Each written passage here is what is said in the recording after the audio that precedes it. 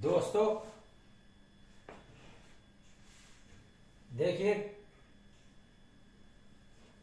कितना शानदार कॉम्बिनेशन है। लेजीनेस किल्स एम्बिशंस,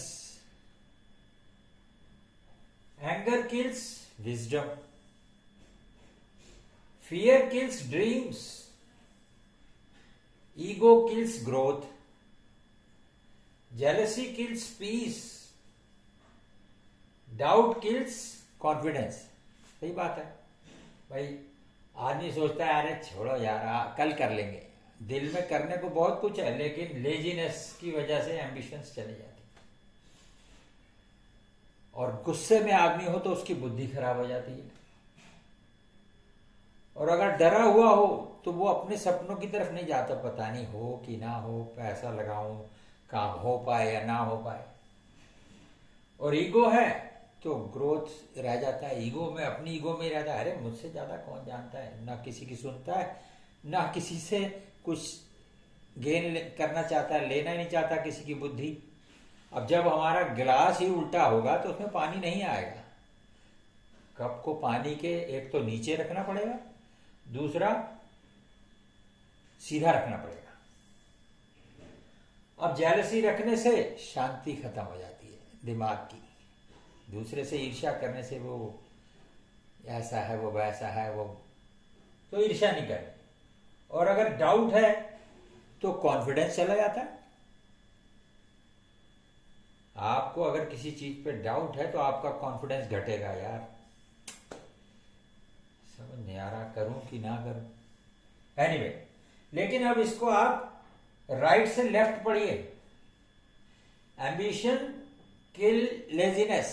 अगर आप अपने एम्बिशन की तरफ भागेंगे तो आप लेजी नहीं रह सकते, और अगर आपके अंदर बुद्धि है तो आपको गुस्सा नहीं आएगा। आपने सपने संजो रखे हैं तो आप डरेंगे भी नहीं, चलते चलेंगे, पहाड़ चढ़ जाएंगे।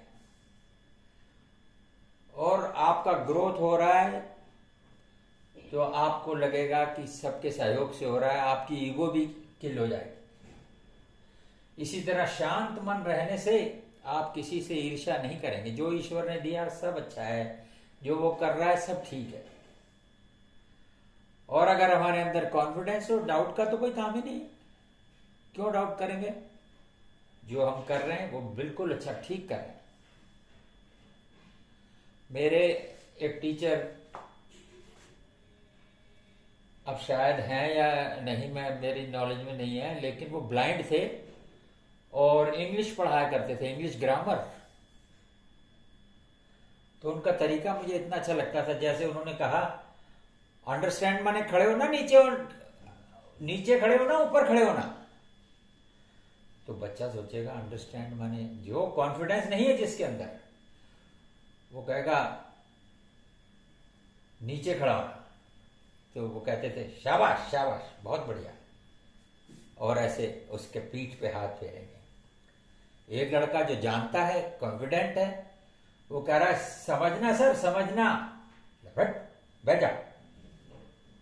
फिर दूसरे ने गलत उत्तर दिया, उसको उसके पास फिर जाएंगे और कहेंगे हाँ, अंडरस्टैंड माने नीचे खड़े होना। और ऐसा घुमसा मारते थे उसकी पीठ पे कि वो 15 मिनट तो भैया झेलना मुश्किल, बहुत जोर से लगता था।